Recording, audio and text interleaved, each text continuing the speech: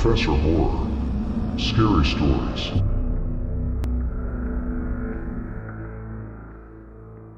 I'm a search and rescue officer for the U.S. Forest Service, and I have some stories to tell. I've been a search and rescue officer for a few years now, and along the way I've seen some things that, well, let's just say some crazy things. I have a pretty good track record for finding missing people. Most of the time they just wander off the path or slip down a small cliff and they can't find their way back. The majority of them have heard the old stay where you are thing and they don't wander far, but I've had 2 cases where that didn't happen. Both bother me a lot, and I use them as motivation to search even harder on the missing person cases I get called on. The first was a little boy who was out berry picking with his parents. He and his sister were together, and both of them went missing around the same time. Their parents lost sight of them for a few seconds, and in that time both the kids apparently wandered off. When their parents couldn't find them, they called us, and we came out to search the area. We found the daughter pretty quickly, and when we asked where her brother was, she told us that he'd been taken away by the bear man. She said he gave her berries and told her to stay quiet, that he wanted to play with her brother for a while. The last she saw of her brother, he was riding on the shoulders of the bear man and seemed calm. Of course, our first thought was abduction, but we never found a trace of another human being in the area. The little girl was also insistent that he wasn't a normal man, but that he was tall and covered in hair like a bear, and that he had a weird face. We've searched that area for weeks. It was one of the longest calls I've ever been on, but we never found a single trace of that kid.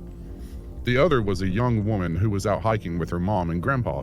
According to the mother, her daughter had climbed up the tree to get a better view of the forest, and she'd never come back down. They waited at the base of the tree for hours, calling her name, before they called for help. Again, we searched everywhere, and we never found a trace of her. I have no idea where she could possibly have gone, because neither her mother or grandpa saw her come down. A few times I've been out on my own searching with a canine, and they've tried to lead me straight up cliffs.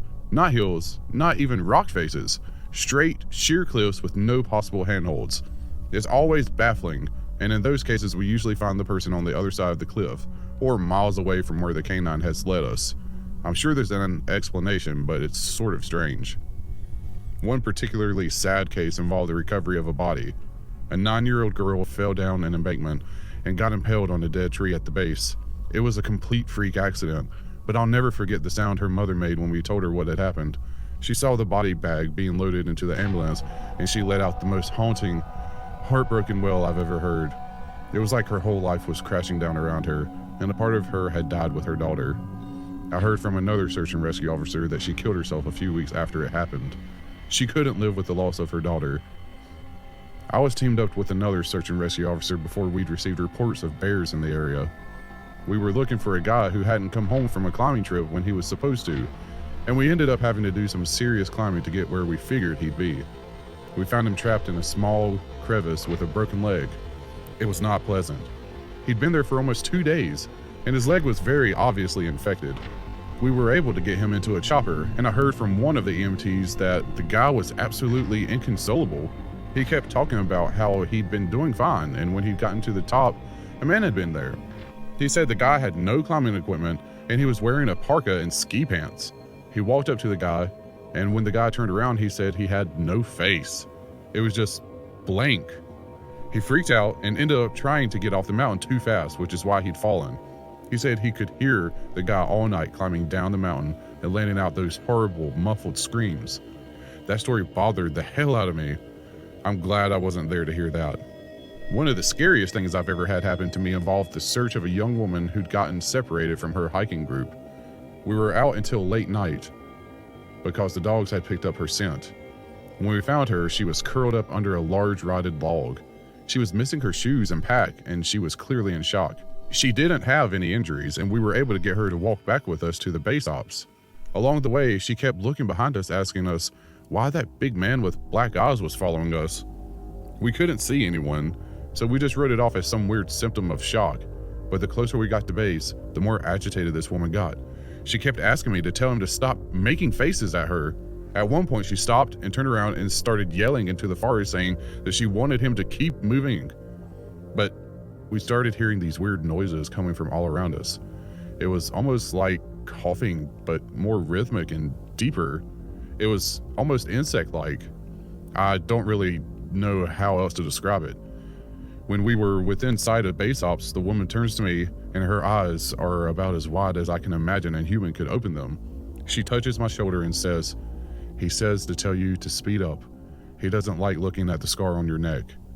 I have a very small scar on the base of my neck, but it's mostly hidden under my collar, and I have no idea how this woman saw it. Right after she says it, I hear the weird coughing right in my ear, and I just about jumped out of my skin. I hustled her to ops, trying not to show how freaked out I was, but I have to say I was really happy when we left the area that night. This is the last one I'll tell, and it's probably the weirdest story I have. Now, I don't know if this is true in every search and rescue unit, but in mine, it's sort of an unspoken regular thing that we run into. You can try asking about it with other search and rescue officers, but even if they know what you're talking about, they probably won't say anything about it.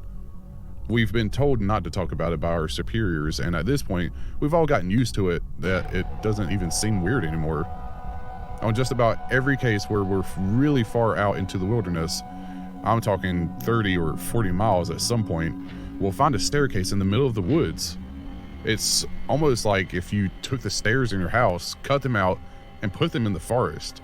I asked about it the first time I saw some, and the other officer just told me not to worry about it, that it was normal. Everyone I asked said the same thing. I wanted to go check them out, but I was told very empathetically that I should never go near any of them. I just sort of ignore them now when I run into them because it happens so frequently.